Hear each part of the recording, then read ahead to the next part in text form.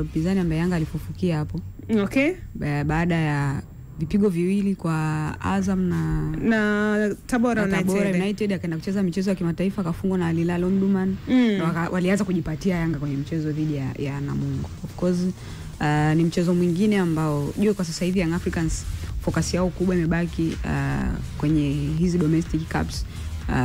Wanashiriki ligi kuu sasa hivi. Ukiangalia kimpa faida Simba ya kushinda mchezo wake kesho dhidi ya KMC, tofauti wa alama na kwa ni alama moja.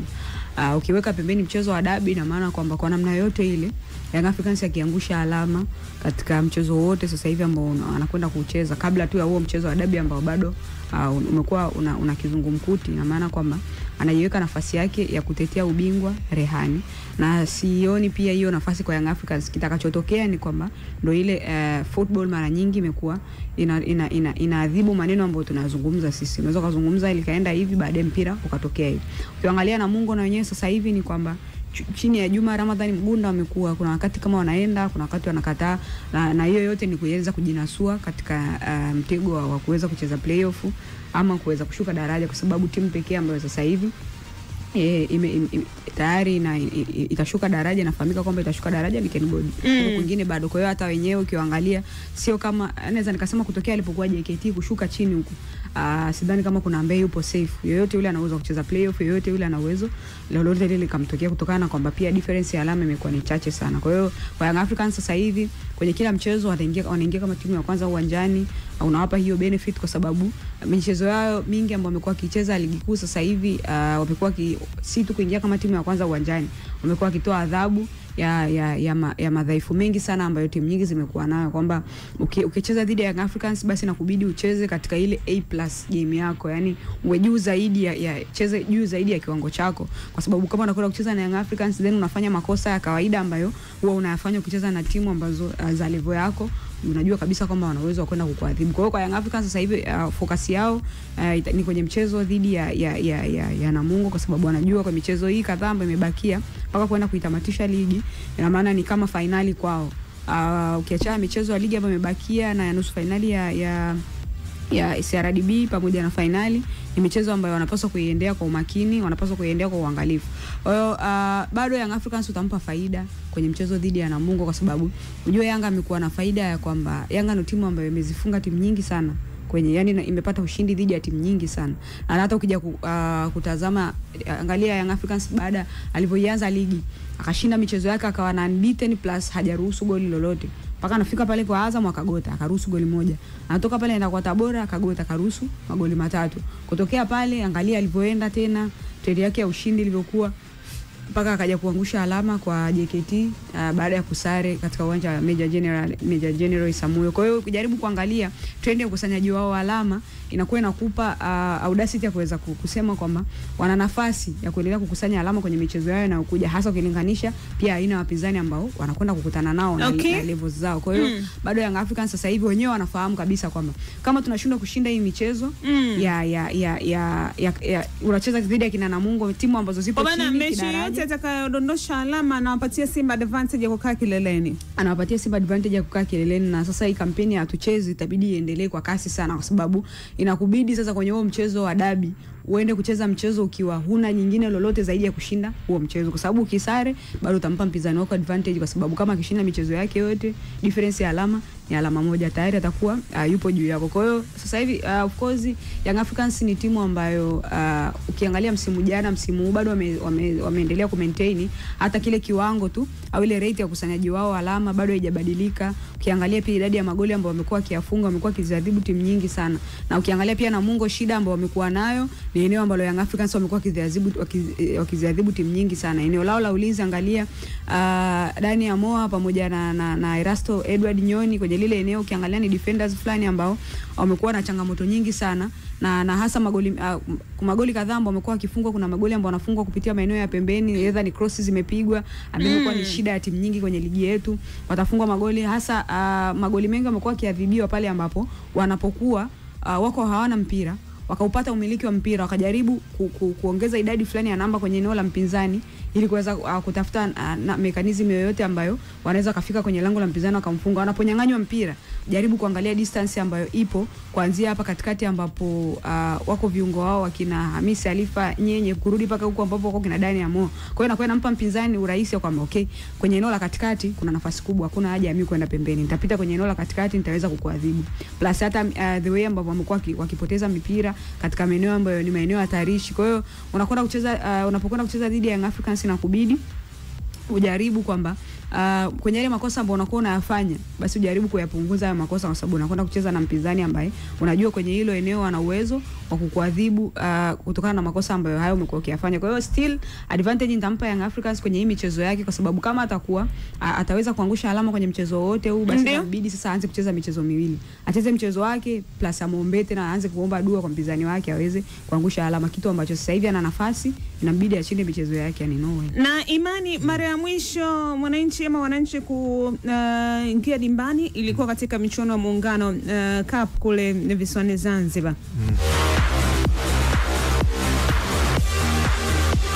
Na miongoni mwa vitu ambavyo watu walikuwa wakivijaji ni namna ambavyo upatikanaji wake wa magoli imekuwa mabao machache sana. Tutarajie ligi inarejea kwa maana Yanga akaendeza ile dozi yake 5-5.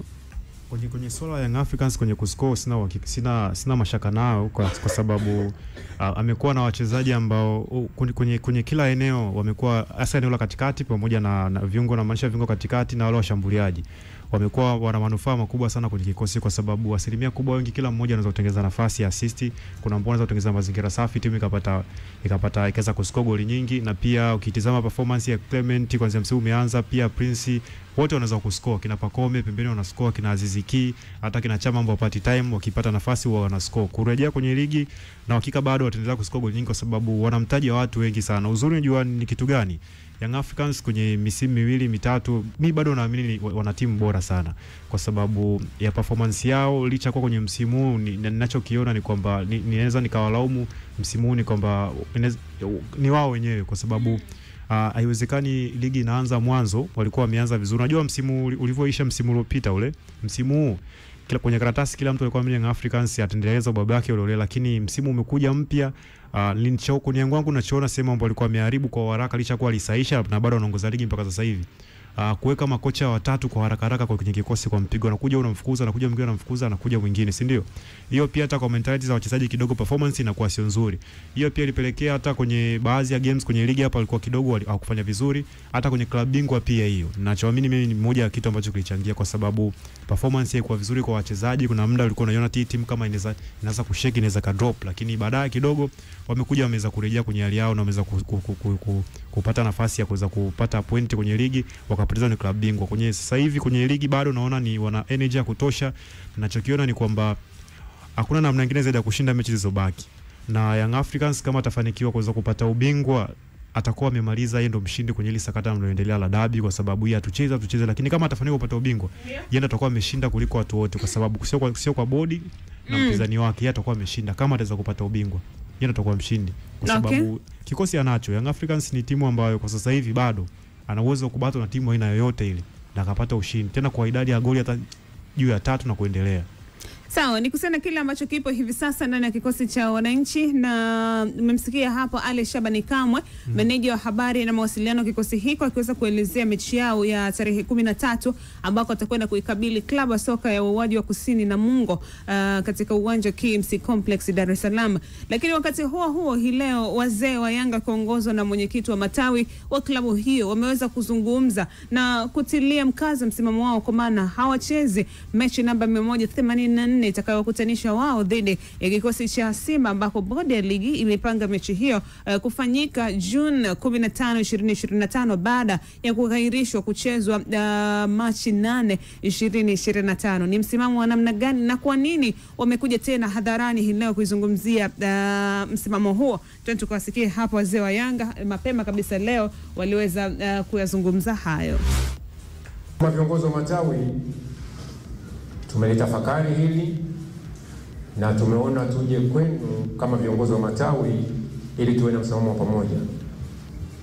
Kwanza tunaunga mkono kauli ya tamko la viongozi wetu kwamba hatuchezi mechi ya tarehe 15 ama hatuchezi mechi ni kwamba hatuchezi mechi ya marejeano baina yetu sisi na Simba ambayo tunadhani ilishapita. Kwa maana mechi ya namba 184 hatutaicheza kama bodi ya ligi walivyotamka. Tumeona kwamba tulieleze hili mbele ya waandishi wa habari kwamba huu ndio msimamo wa wanachama, viongozi wa matawi wa mkoa wa Dar es Salaam. Lakini naamini kwamba hata mikoa mingine watatunga mkono kwa hili. Wakati wanaahirisha mechi ya Machi 8 kwenye barua, kwenye tamko la bodi ya ligi walieleza kwamba waliahirisha mechi baada ya kugundua kwamba kulikuwa na viashiria vya uvunjifu wa amani, lakini pia kulikuwa na viashiria vya rushwa, na wakaahidi kwamba baada ya uchunguzi wao watakuja hadharani waeleze hivyo viashiria vya rushwa ama uvunjifu wa amani ambao vilisababisha kuahirisha mechi ya Machi 8. Cha kusikitisha kwamba kabla hata hawajaja kwa Watanzania kuwaeleza, wamepanga ratiba ya mechi. Yanga tulitoa malalamiko yetu mengi. Siku kucheza mechi hiyo ya Simba na Yanga, wakumbuke kwamba mechi ya Machi 8 mwenyeji alikuwa ni Yanga Afrika. Tumeathirika kwa kiasi kikubwa kwenye mapato yale. Yanga tuliandaa mechi kwa maelezo ya viongozi wetu, waliandaa mechi ile kwa zaidi ya milioni 58. Maandalizi ya mechi ile zaidi ya milioni 58. Lakini wapenzi, mashabiki na wanachama wetu wametoka mikoa mbalimbali wamekuja kuungana na wenzao wa Dar es Salaam kwenda kusupport timu yetu. Kwa maelezo ambao waliotoa wao wenyewe bodi ya ligi, mpaka mechi inafikia kuahirishwa, zaidi ya mashabiki 40,000 walikuwa washakata tiketi.